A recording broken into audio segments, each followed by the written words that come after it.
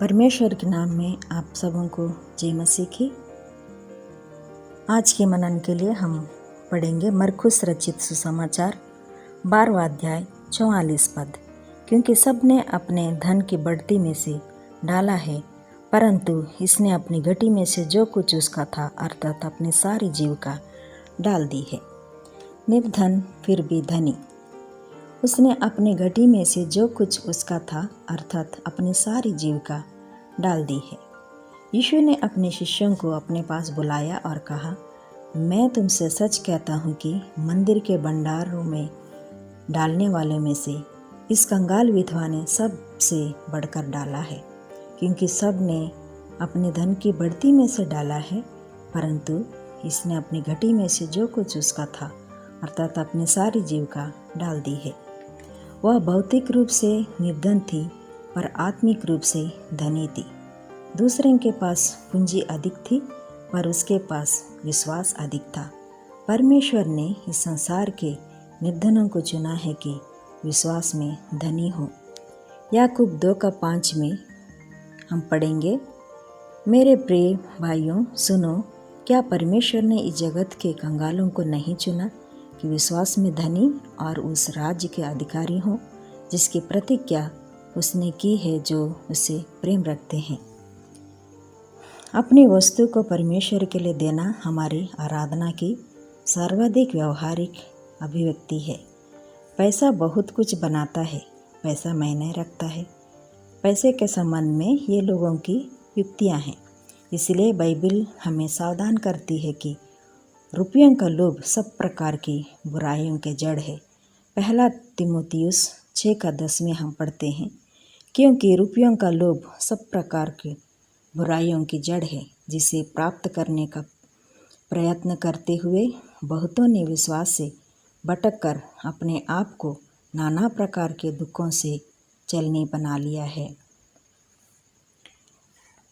पैसों के प्रति प्रेम से छुटकारा उतना ही अच्छा होता है जितना कि आत्मा का उद्धार। यह एक प्रलोभन है जिस पर जय पाना है, एक फंदा है जिससे बचना है, एक मूर्खता है जिसे टालना है, एक हानिकारक अभिलाषा है जिससे दूर रहना है, एक विनाश है जिसे डरना है।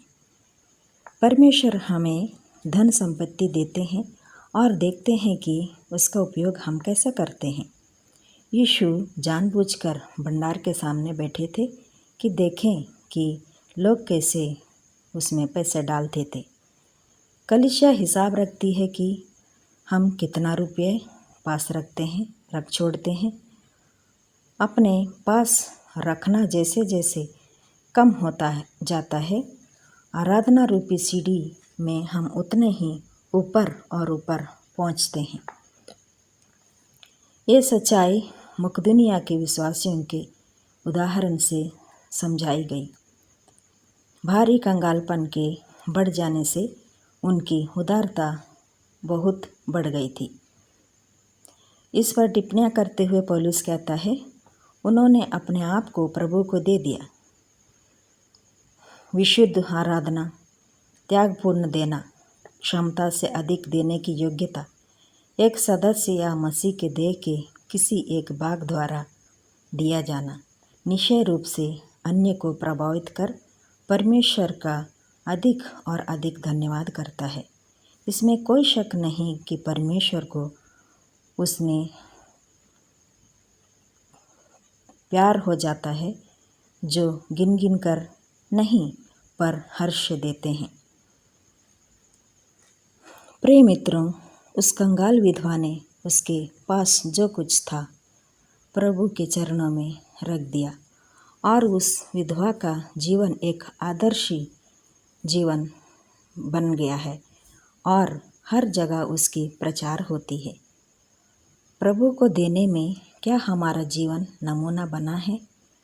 प्रभु के सेवा के लिए और विधवाओं, अनाथों और गरीबों का सहायता के लिए हमारा हाथ बढ़ाते हैं? यदि नहीं तो हम उस विधवा से प्रेरणा लें और उसके जीवन शैली से हर एक बातों को सीखना है। हमारे पास बहुत कुछ है आज के दिन में और बीते दिनों में और आने वाले दिनों में भी।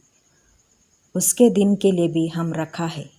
अगले दिन हम क्या खाएंगे, क्या पिएंगे, क्या पहनेंगे, क्या ओढ़ेंगे, ये सब बातों के लिए हम चिंता करते हैं। लेकिन प्रियो, हम यहाँ देखते हैं उस विधवा ने जो कुछ था उसके पास सब कुछ डाल दिया है। उसने ये नहीं सोचा कि मैं कल कैसे जीऊँगी। लेकिन हम आज के दिन में हमारे मसीह जीवन में भी हम बहुत सारे चिंताएं करते हैं। अरे हम जो कुछ हमारे पास है उसको प्रभु को देंगे, प्रभु को लोगों को देंगे तो हम कैसे जिएंगे। इस अविश्वास के साथ हम रहते हैं।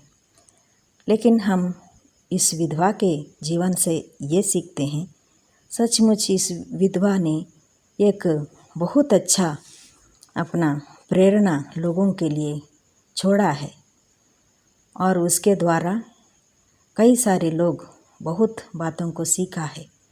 और इसमें से हम भी परमेश्वर के लिए देने के लिए और उसके राज के बढ़ोतरी के लिए हम हरदम तैयार रहें और उस विधवा से जो कुछ हम सीखे हैं उसके साथ हम जीवन बिताएं। इस वचन के द्वारा प्रभु हम सबकी आशीष दे। आमीन।